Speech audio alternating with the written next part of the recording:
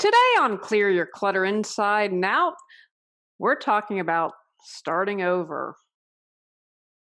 Do you feel out of sorts, but not sure what needs to change? What challenges are you facing that are keeping you stuck?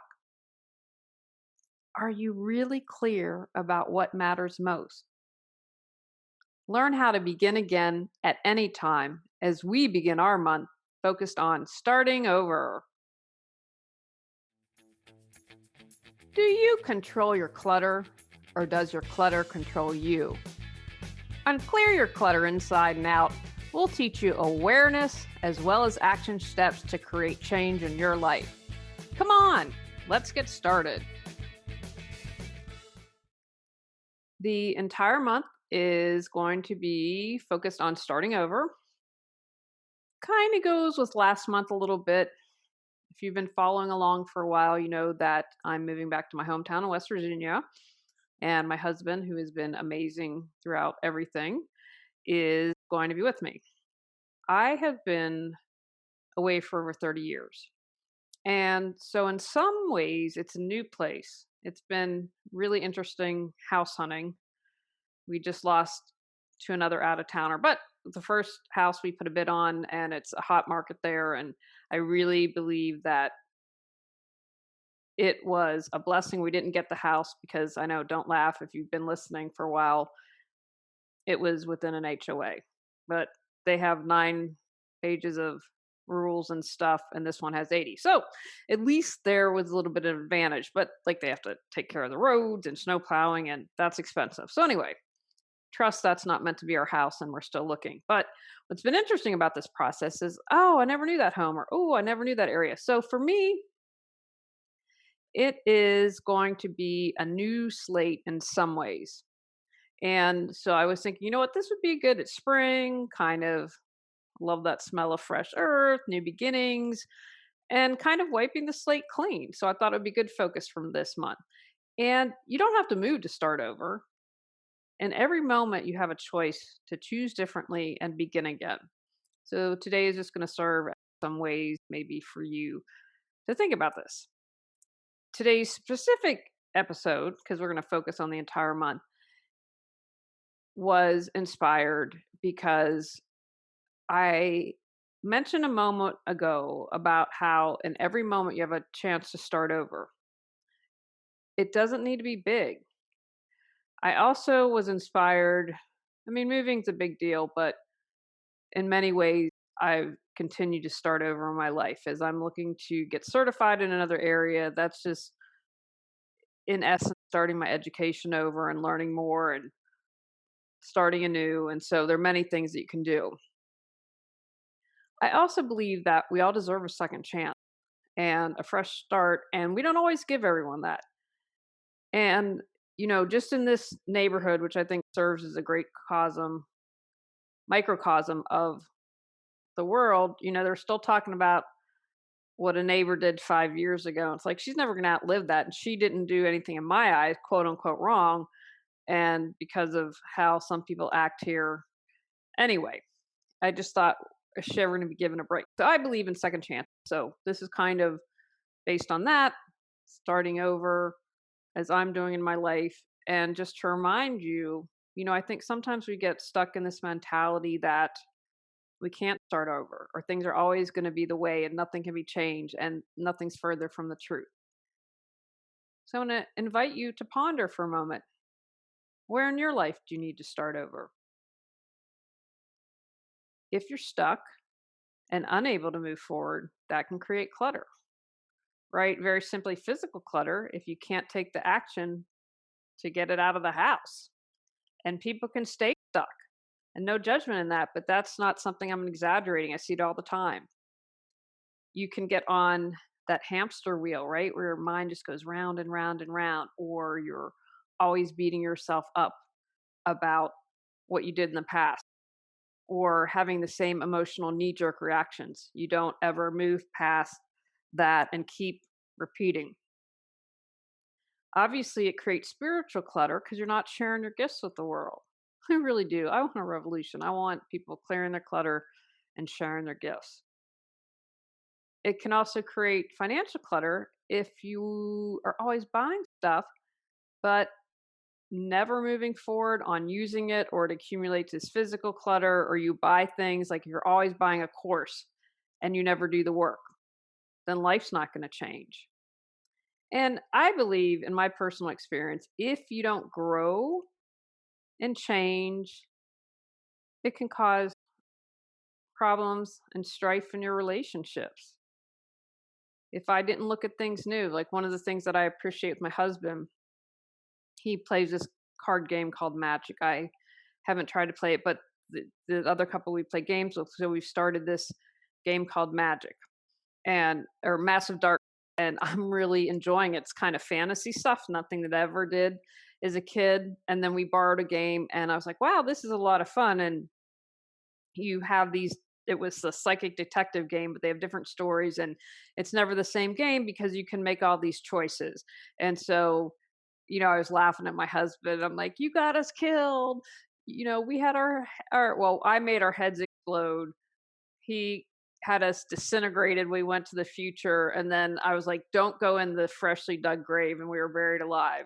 So it's just a fun game, but something that I might not have been open to that. So being open to change, being open to starting again can have lots of wonderful consequences. How has being stuck and not starting anew created clutter for you? The first thing I'm going to suggest is, where do you need to start over? You might be overwhelmed and not able to do so, and that's okay. Remember, everything is a process. Because I am moving, I'm being given the opportunity. Would I have chose to move back to West Virginia? I don't know. I believe I'm meant to. I'm happy to go and support my mother and support my father, but we obviously had downsized less than 2 years ago, so it wasn't part of the plan. If you're not sure where you'd like to start over, ask yourself where you're not happy, or where you feel stressed out or really stuck, or if something hasn't healed. And now is the time to go within, to check in with yourself. Let that ego take a seat, let that ego get silent, and listen. Or you might have something really specific and say, "Oh, you know what? I really want to start over." Maybe it's like me, moving to a new town. Maybe you won't know you want to change careers, or it can simply be taking better care of yourself. Or maybe you want to start the restart button on your relationship. We don't, I think one of the things my husband and I have talked about this is we're too quick to throw away a relationship instead of taking the time to work on it. And sometimes you just need to let the past stay in the past, hit restart, and move forward. And as I said a moment ago, it doesn't need to be huge. It can be something small, like getting a walk in every day. I've done this for a couple weeks now, 5 out of 7 days, and I've noticed an improvement in my quality of life. And what I appreciate is that also gives me time to think.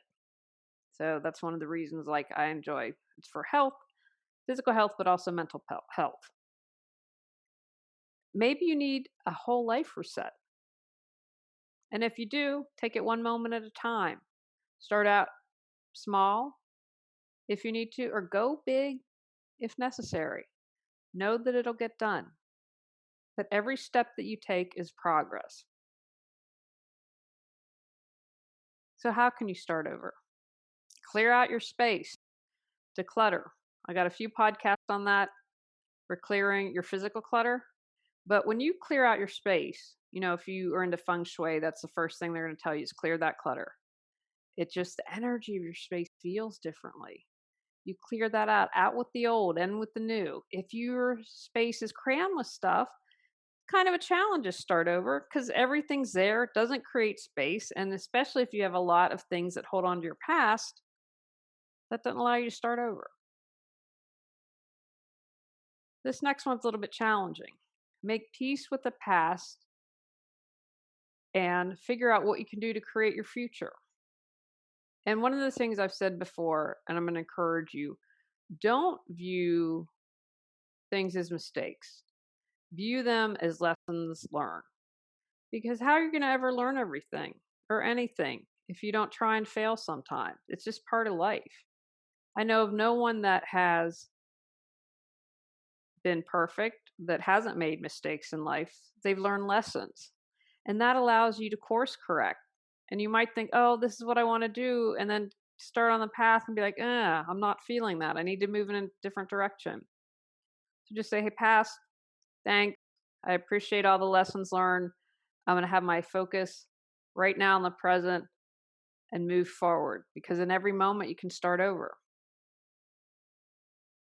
Take the time to reflect on the lessons learned.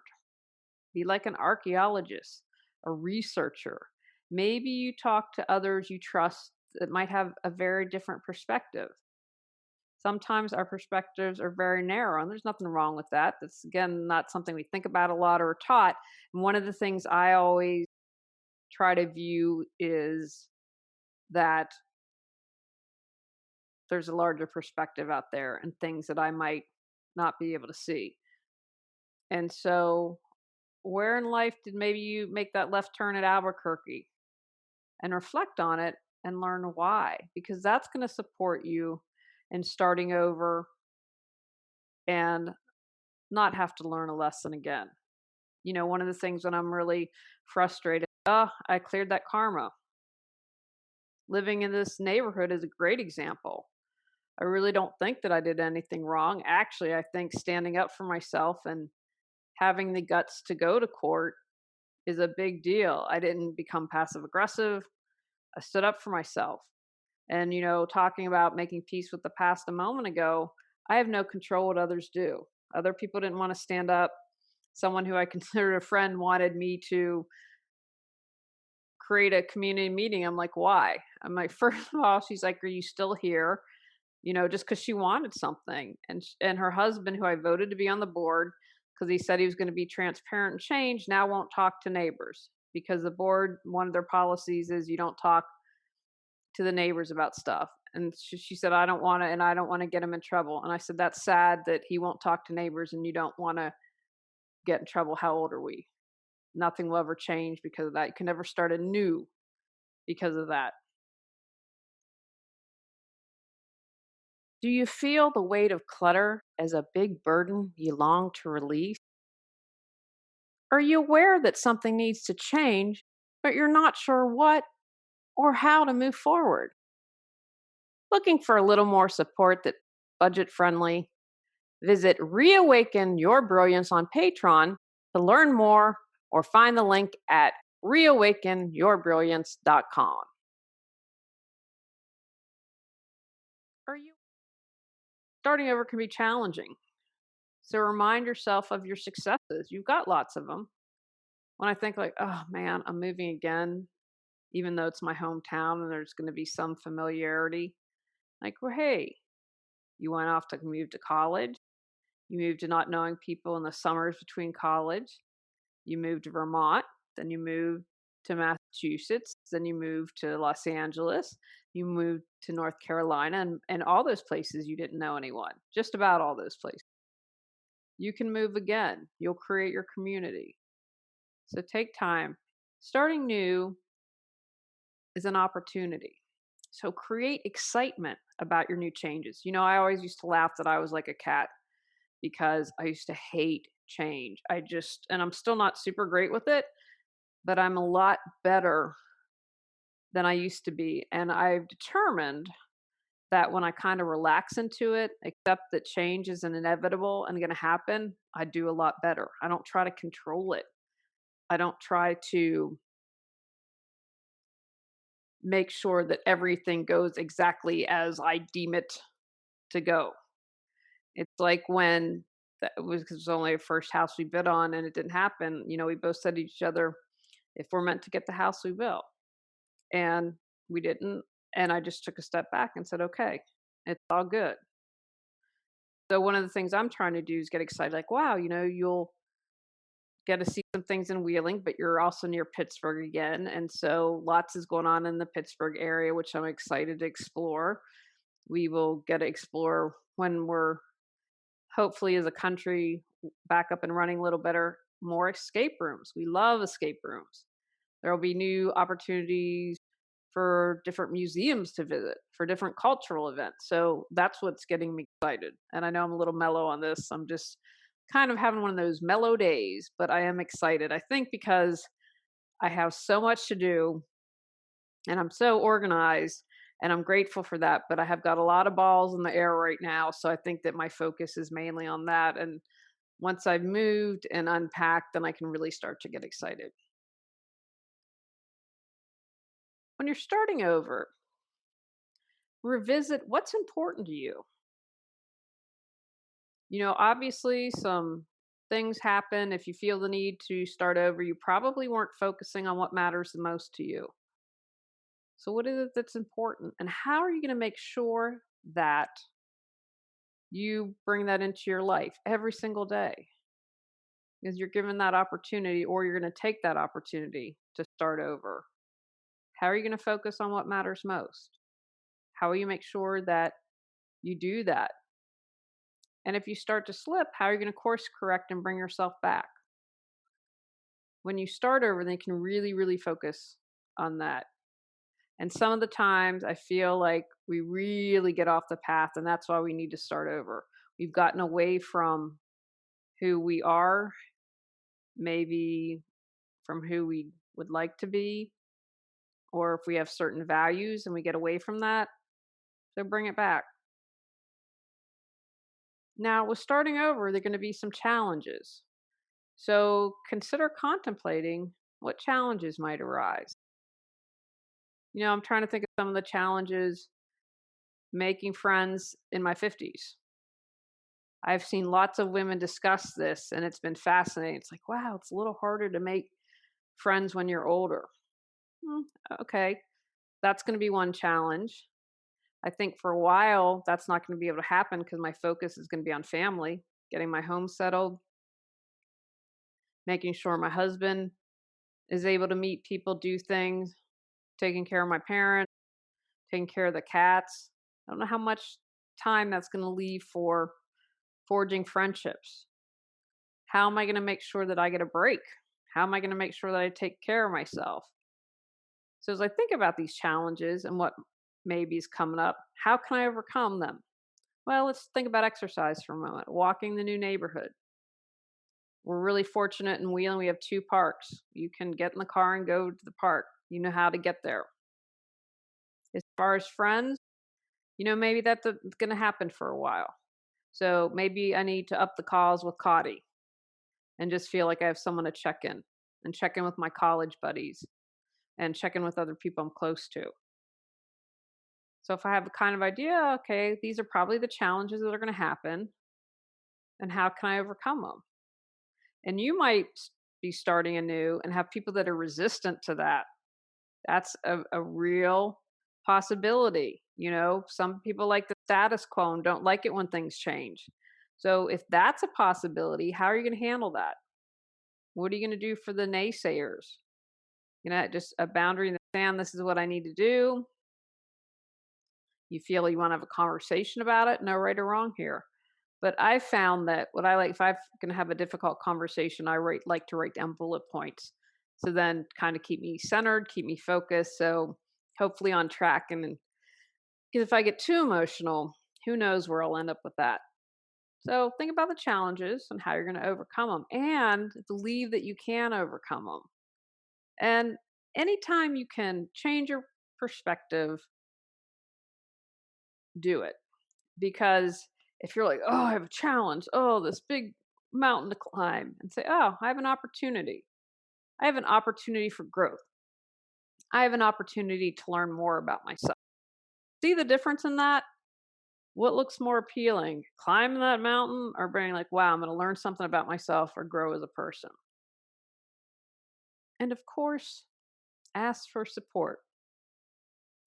I went to the chiropractor this morning. Boy, did I need it. I think all my years of playing ice hockey, he said that it was an old injury and maybe I've fallen other times and just can't think of it when it happened because they're worried about one of my neck things. So I would say to you, if you play sports and you haven't gotten x-rays, your neck and back, consider seeing a chiropractor, considering getting them done because you might have some stuff going on that you don't know about. But that was a way to support myself. I'm in pain. I need to get it taken care of. And I put it off because I've had so much to do.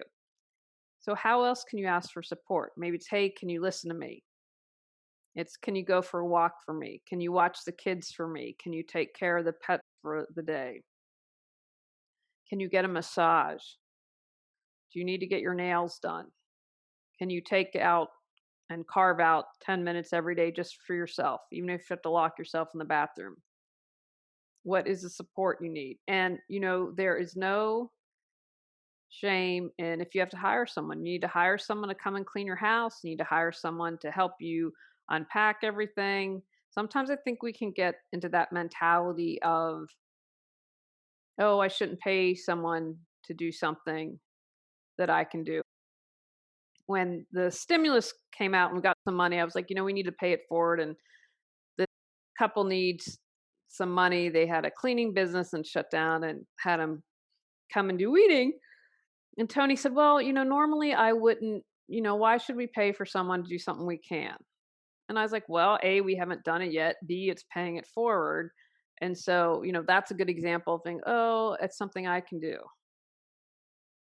So I encourage you to release that and encourage you to not feel bad about spending money on something that you feel that you should be able to do for yourself. Hey, yeah, we can all unpack boxes, but if you can, hire someone else to do it. What is going to support you? And then you can focus on the bigger picture. Celebrate along the way. I have packed our first night boxes. I have a big one for the cats. I have two for us, and things like plates and utensils, and I've got hand towels and bath towels and all that good stuff. And I packed a bottle of Prosecco. I'm not a big drinker, but I really like Prosecco. And so we will have something on our first night in our new house that we can enjoy. So it's about celebrating along the way. One thing that we've done, even though life's super busy and they've done COVID protocol, we have done 2 escape rooms.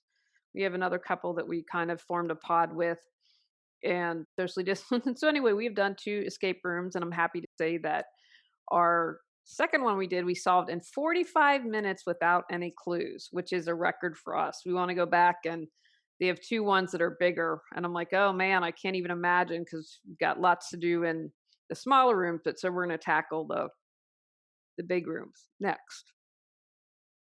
So how can you celebrate? How can you be kind to yourself as you're starting new? So if you go to a meetup and don't make any new friends, don't get discouraged. Don't get down. Celebrate that you went out and tried something and say, okay, maybe that's not the meetup for me, and maybe I try another one. Maybe you buy yourself a new book. I am not a big fan of ebooks, but I bought myself an ebook on plants, and I'm excited about that. I really like hard copies, but I refuse to buy anything else until we are settled. It can be a small thing of going out to Starbucks and treating yourself to fancy pants, as I call them, coffee. Do something small, but celebrate all you're doing to start anew. And then finally, trust that everything is happening in divine timing. The older I get, I see that life really does work out as it should. It doesn't always mean that I get what I want or that it comes in the package that I expected. And that's something that I've worked on myself for growth. But there's things that we always can't see in the moment that become clear to us later in life. So if you're starting anew, you're worried, I'm taking this step, I don't know what other people are going to think, it's change, I'm nervous. See if you can reflect on that and trust that it's all in good timing, all in right timing, whatever feels good for you. Can you be open to all the possibilities that exist? Can you be open that God, the universe, whatever term you use, supports you and wants what's best for your highest growth? Again, it's about perspective and kind of tweaking that and being open to that. And remembering when you put yourself out there, when you go out on that limb, that's where the sweet fruit is. And being aware that starting anew is an opportunity for you. You got this. Take actions from today's podcast. Understand how not starting over has created clutter for you. Determine where you need to start over. Declutter and get organized. Make peace with your past. Reflect on lessons learned.